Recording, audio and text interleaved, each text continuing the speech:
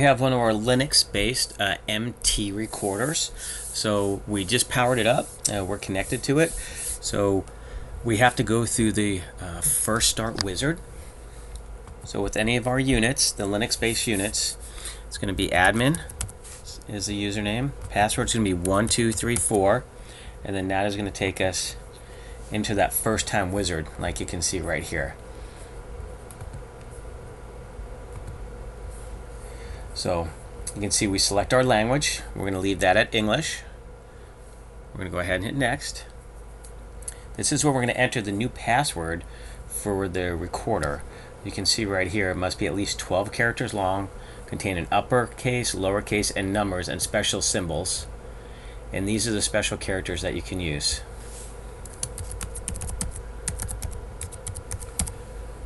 So here we're typing in our password. And then we're simply going to hit next. By default, all of our recorders are set to the client port is set to DHCP. So you can see there it's set to DHCP, and we're pulling an IP address from the router that we have it plugged into. If you wanted to set a static IP address, you can go ahead, click on static IP, and you can put your IP address, subnet mask, gateway, and primary secondary DNS.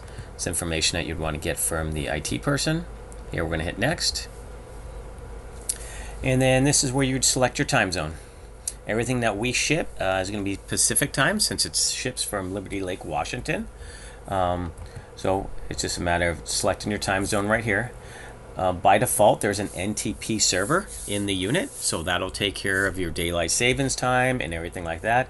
So you don't have to set a time or date or anything. And then if you wanted to change the date format, time format, you can do so right there. We're simply going to hit save. And then we're going to hit close. And just like that, we went through that first use wizard. Typically, it's going to bring you to back to that screen that we started off on. And then you would have to enter in your admin and then that new password. So here, the first thing we want to do is come to network configuration. And we want to come to diagnostics. We want to make sure that we are connected to the local network and we're communicated out onto the internet like we are right here.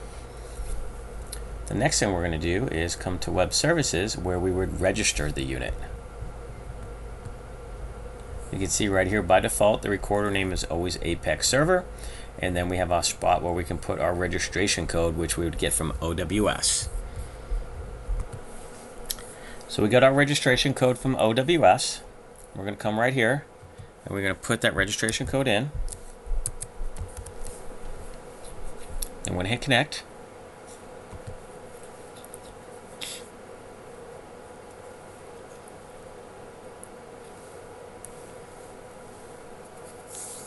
And then you can see that quickly the recorder joined that OWS account that it was associated with through that registration number. So we're going to come over here and hit save. The next thing we want to do is come back to network configuration, run diagnostics, and now we're going to see a 6th checkbox right here, or check mark, for our cloud relay service. So this is just confirming that the recorder communicated with our cloud relay service. So at this point, now we can start adding our cameras to the system and everything like that. Since we put in the OWS registration code, we do have direct communication with it through OWS now. So if we went into our account, so here we went into the account where that recorder was registered to. And again, it shows Apex Server because that's what the default name was. I could have changed it right in there when I put the registration code in, and then I could just simply come right here and connect to the recorder if I chose to do so. So now we're connecting to the unit via OWS. If we wanted to go back in and rename that recorder,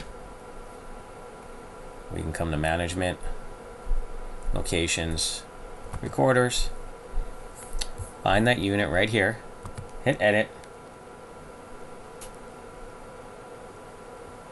and this is where we'd change that's the recorder name, and we would hit save right down there, and that would change how that name would appear in OWS.